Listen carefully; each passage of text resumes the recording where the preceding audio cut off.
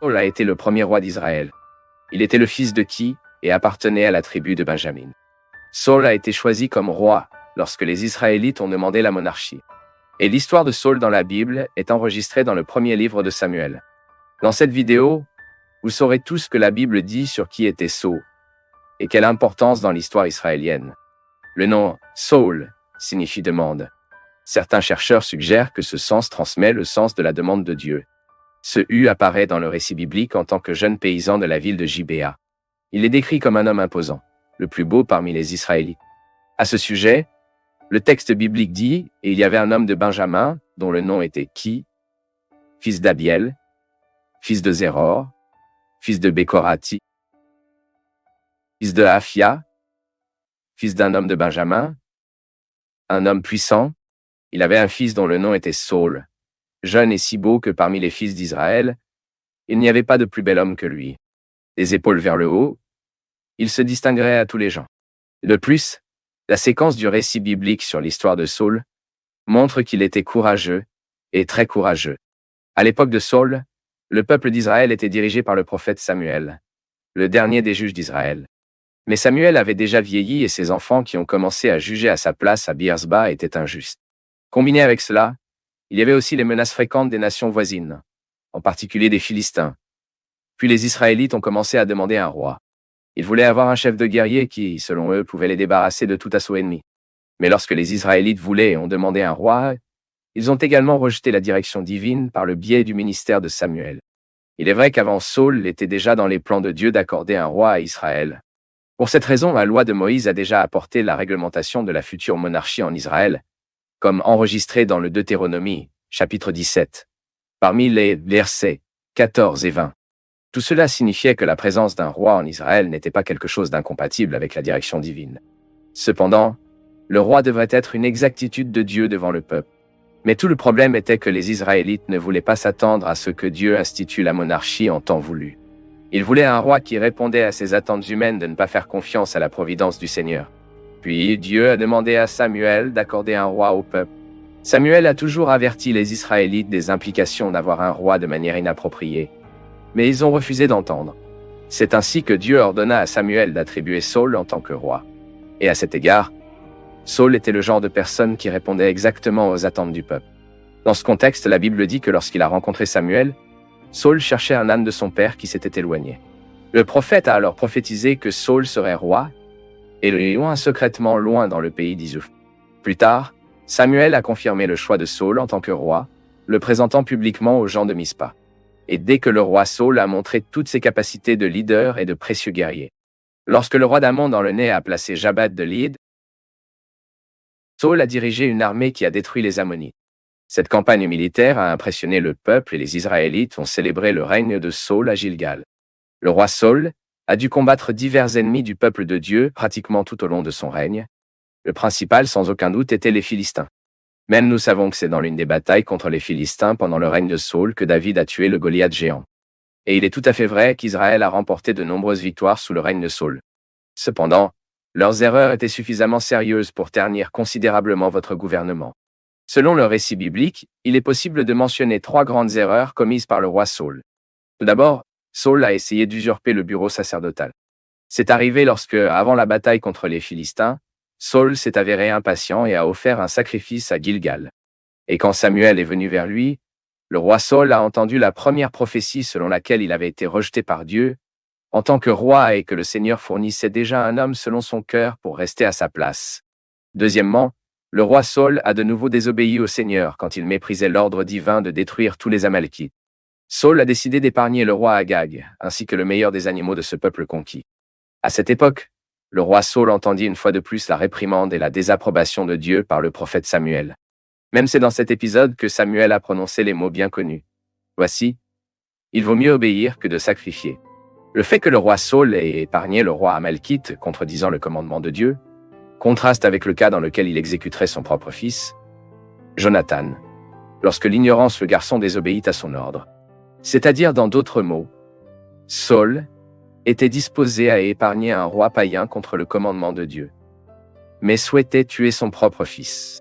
Et après cet incident impliquant les Amalkitas, Samuel s'est complètement éloigné de Saul. Peu de temps après, le prophète a oint David comme successeur de Saul sur le trône d'Israël, remplissant ainsi l'ordre du Seigneur. Troisièmement, après la mort du prophète Samuel, le roi Saul a confirmé sa terrible état d'intérêt lorsqu'il a demandé l'aide d'une sorcière lui demandant d'attirer l'esprit de Samuel d'entre les morts. Il était désespéré et cherchait un message d'espoir avant sa bataille. À ce stade, il est beaucoup discuté parmi les chercheurs ce qui se serait vraiment passé à l'époque à Andorre. Dieu avait-il permis, extraordinairement, l'esprit de Samuel émerger des morts pour apporter un dernier mot de condamnation contre Saul? Ou est ce phénomène juste une tromperie démoniaque pour déranger davantage cet homme qui avait été perdu vos péchés? En tout cas, Saul, pour la troisième fois, a dû entendre que son royaume avait pris fin, que sa mort était proche, et qu'à ce moment-là, David était déjà son successeur officiel. Puis la fin du règne du roi Saul était tragique et mélancolique. De plus en plus, il s'est éloigné du Seigneur. Même lui perdait ses caractéristiques, devenant un homme déprimé, effrayant et dérangé. Certains interprètes trouvent que Saul devient même un type de malade mentaux avec des épisodes de schizophrénie. Même la Bible dit même qu'un mauvais esprit de la part du Seigneur a tourmenté Saul, et David a même servi à le calmer en touchant sa harpe. Mais Saul a également farouchement poursuivi David, conduit par une jalousie mortelle. Pour avoir une idée, Saul a même effectué une lignée entière de prêtres lorsque le grand prêtre a aidé David. La Bible dit également que David a eu l'occasion de tuer Saul au moins 2 fois. Mais David a épargné sa vie, déclarant qu'il ne pouvait pas toucher loin du Seigneur. Mais finalement, le règne et la vie de Saul ont pris fin dans une bataille désastreuse contre les anciens ennemis philistins. À Mount Gilboa, lui et 3 de ses enfants sont morts, parmi eux Jonatas, l'ami de David. La Bible dit que craignant d'être capturé par l'armée adverse, Saul s'est lancé sur sa propre épée. Et l'autre jour, lorsque les Philistins ont commencé à collecter le butin des morts sur le champ de bataille, ils ont trouvé le corps de Saul. Puis ils se sont coupé la tête, suspendu son corps sur le mur bézéen à la honte publique, et ont emmené ses armes au temple d'Agon à Astaroth. Mais ensuite, dans un acte de bravoure, les hommes de Jabdred ont sauvé les corps de Saul et de ses enfants. Et après les avoir brûlés, ils ont récupéré leurs os et les ont enterrés sous un bosquet en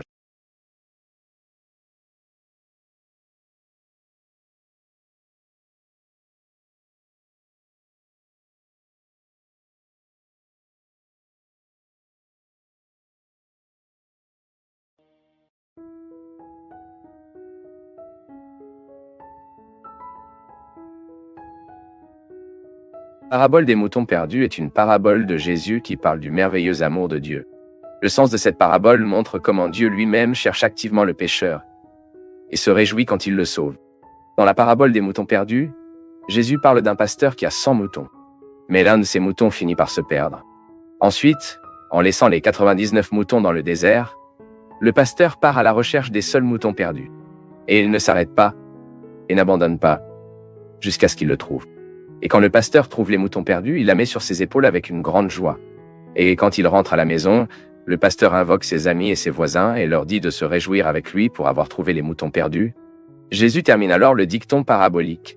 Je vous dis qu'il y aura de la joie dans le ciel, par un pécheur qui se repent plus que pour 99 justes qui n'ont pas besoin de repentir. La parabole des moutons perdus est enregistrée dans 2 évangiles, l'évangile de Matthieu et le évangile de Luc. Fondamentalement, les 2 rapports sont identiques. Bien qu'il soit possible de classer le texte de Matthieu comme un parallèle abrégé par rapport au texte de Luc, mais en analysant les textes de Matthieu et Luc, le contexte historique semble clairement indiquer que Jésus a dit 2 fois cette parabole. Cela signifie que Jésus a probablement utilisé cette parabole à 2 reprises et à des fins différentes dans son ministère terrestre. Néanmoins, le message principal de la parabole des moutons perdus reste le même dans l'évangile de Matthieu et l'évangile de Luc. Dans l'évangile de Matthieu, le contexte qui prépare l'introduction de la parabole des moutons perdus est l'enseignement de Jésus que Dieu est un Père aimant. Il s'occupe de son troupeau, il met ses anges et utilise tous les moyens nécessaires pour faire réaliser ses objectifs. Puis dans Matthieu chapitre 18, verset 1, nous lisons que les disciples ont posé la question à Jésus. Qui est le plus grand royaume du ciel? Et pour répondre à cette question, Jésus a mis un garçon au milieu d'eux et a dit, en effet, je vous dis, si vous ne vous convertiez pas et ne vous faites pas en tant que garçon, vous n'entrez pas dans le royaume des ciels. Ou même le mépris. Dans ce contexte, cela a servi d'illustration d'une vérité spirituelle très importante. Ne laissez aucun de ceux qui lui appartiennent. Gospel de Luc, le contexte de la parabole des moutons perdus, montre une situation dans laquelle Jésus avait été entouré de publiciens et de pécheurs qui se sont rassemblés autour de lui pour l'entendre. Les publicains étaient des Juifs qui travaillaient pour l'Empire romain en tant que collectionneurs d'impôts. Les Juifs de l'époque considéraient les publicains comme des traîtres qui ont extorqué leurs propres frères. Les pécheurs donc appelés étaient toutes les autres personnes marginalisées avec une mauvaise réputation dans la société juive. Ces personnes ne vivaient pas selon les règles établies par les rabbins, ils ont donc été exclus de la société par des chefs religieux. Et le peuple juif a été invité à ne pas avoir de contact avec ces personnes, sans parler de manger avec eux. Mais Jésus était souvent accompagné de ces gens. Même lui était assis à table avec eux. Jésus a même choisi Matthieu, un percepteur d'impôts, c'est-à-dire un publicain, pour être l'un de ses 12 apôtres.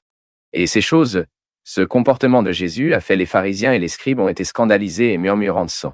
Ces religieux ne pouvaient pas voir le véritable but pour lequel le Fils de Dieu est venu dans le monde, à savoir, à chercher et à sauver les perdus. Ainsi, dans le but d'exposer le comportement répréhensible et injuste des religieux, et en même temps, encore une fois, de leur offrir la possibilité de se convertir à une telle méchanceté, Jésus a alors dit à 3 paraboles, qui étaient la parabole des moutons perdus, la parabole de la drachma perdue, et la parabole de la drachma perdue, et la parabole du fils prodigue. Donc, puisque nous comprenons le contexte de la parabole des moutons perdus, nous pouvons maintenant parler de l'explication de cette parabole. Eh bien, être témoin de berger donnant des moutons était commun et familier à l'époque de Jésus. Cela signifie que dans la parabole des moutons perdus, une fois de plus, Jésus a utilisé une pratique très courante pour composer son histoire et transmettre son enseignement. Ainsi, les auditeurs de Jésus étaient bien habitués à la scène décrite pour lui.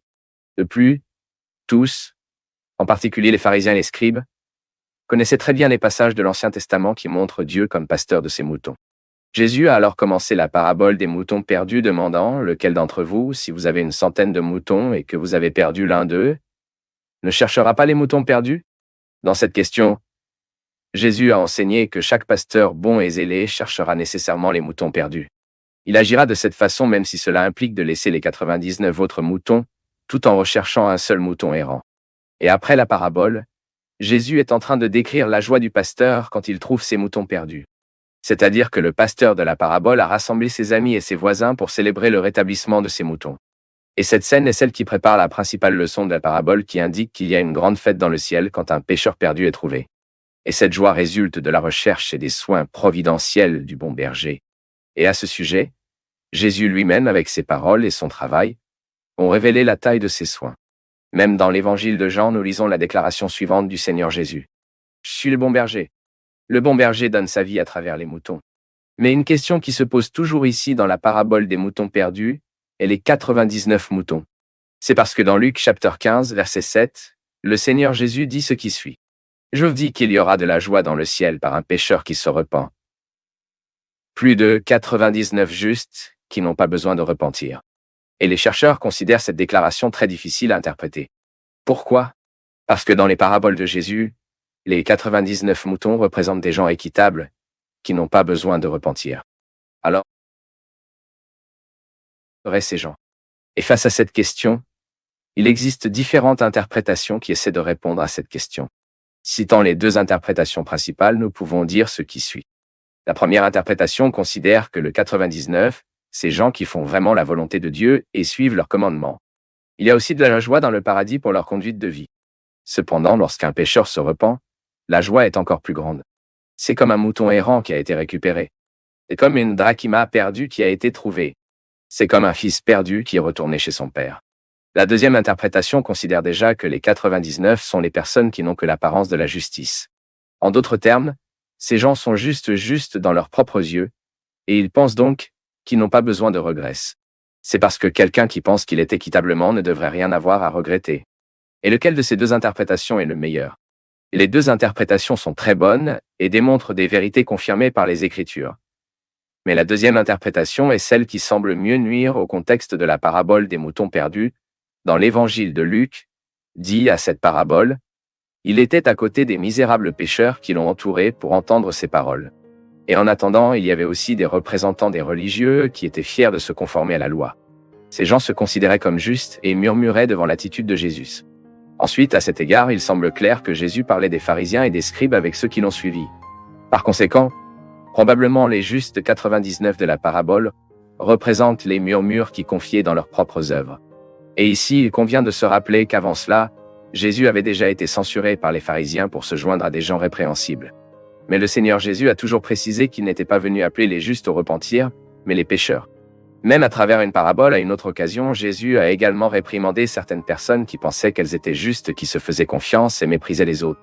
Mais quelle que soit l'interprétation adoptée, l'important est de comprendre que la parabole des moutons perdus est précisément dans les moutons perdus, dans les moutons qui ont été recherchés, dans les moutons trouvés et dans les moutons qui ont été célébrés.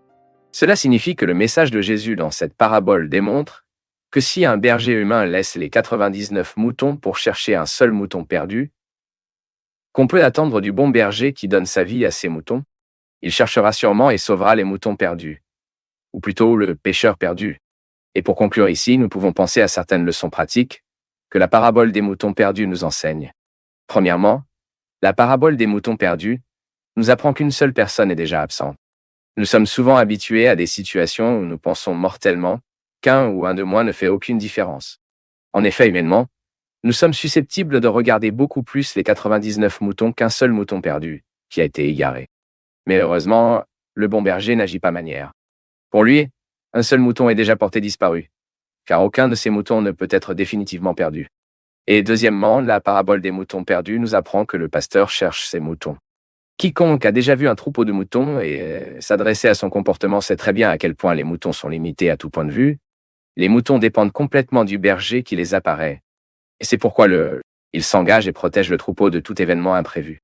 De même, Christ, en tant que bon berger, va à la recherche de l'homme qui est totalement incapable de faire quoi que ce soit pour lui-même. C'est le pasteur qui part à la recherche des moutons, pas les moutons qui partent à la recherche du pasteur. Le salut est donc l'œuvre de la grâce divine souverain.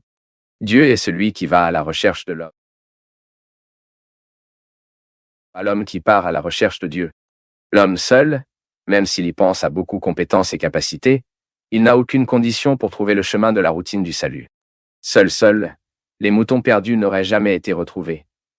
Et également Dieu trouve le pécheur qui est perdu dans le péché, et qui seul pourrait s'échapper de tomber dans l'abîme.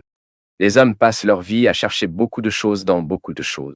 Certains recherchent dans les religions, d'autres en biens matériels, et d'autres en statut et en renommée, ou tout ce qui peut les satisfaire. Cependant, lorsque le pécheur est sauvé de sa perdition et se sent accueilli dans les bras du bon berger, il ne lui est laissé rien d'autre que d'admettre que c'est lui qui a trouvé Christ. Mais c'est le Christ qui l'a trouvé. Troisièmement, la parabole des moutons perdus nous apprend que nous devons apprendre de l'attitude du bon berger. Étant donné les perdus, nous pouvons adopter différentes attitudes.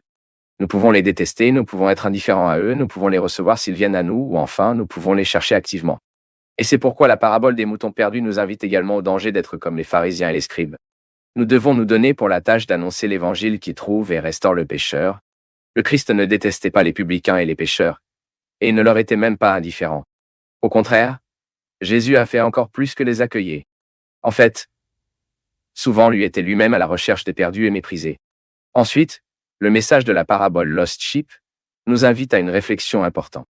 Nous devons constamment nous demander quelle est notre attitude envers les perdus. Sommes-nous si suffisants que nous pensons que nous pouvons ignorer ou même rejeter ces gens à qui Dieu lui-même cherche?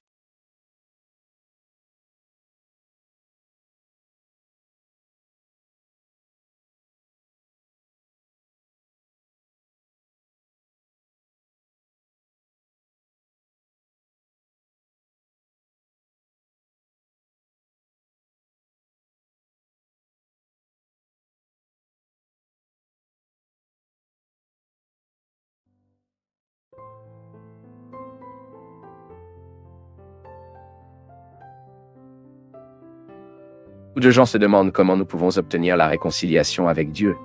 Vous avez peut-être déjà posé cette question un jour, ou peut-être que c'est votre question aujourd'hui. Si vous ne me connaissez pas, je m'appelle Daniel Conejero et dans cette vidéo, je veux vous parler à peu près de ce sujet important. Alors regardez cette vidéo jusqu'à la fin, car je suis sûr que vous comprendrez comment nous sommes réconciliés avec Dieu et pourtant, parce que nous avons besoin de réconciliation, eh bien, je peux commencer par vous dire que la Bible déclare très clairement que Christ est notre réconciliation avec Dieu. Cela signifie que la seule façon pour l'homme de se réconcilier avec Dieu est par les mérites du Seigneur Jésus-Christ, qui par son œuvre rédemptrice a satisfait aux exigences de la justice de Dieu, et a apporté la paix aux rachetés. La Bible ne fait aucun doute que Jésus-Christ est le seul médiateur entre Dieu et l'homme. Le Christ nous a donné accès au sanctuaire céleste. À cause de votre justice, aujourd'hui nous pouvons être confiants avec le trône de la grâce de Dieu. Le Christ est donc notre réconciliation avec Dieu, et il n'y a pas d'autre moyen d'approcher Dieu. De plus, la Bible indique clairement que tous les hommes, quelle que soit leur race, leur langue, leur nationalité ou toutes leurs caractéristiques, doivent absolument être réconciliés avec Dieu. C'est pourquoi dans la lettre de Paul aux Éphésiens, l'apôtre explique que les Juifs et les gentils sont réconciliés avec Dieu par le Christ. Et pourquoi devons-nous être réconciliés avec Dieu? Nous devons être réconciliés avec Dieu parce que le péché nous a séparés de Dieu. Le péché a apporté de graves conséquences à l'humanité. Les plus graves d'entre eux, et d'où toutes les autres conséquences en résultent, étaient précisément la séparation entre l'homme et Dieu. Cela signifie qu'en raison du péché, la relation entre Dieu et l'homme a été détruite. Il est facile de comprendre cela quand nous le savons, fondamentalement. Le péché est la transgression de la loi de Dieu.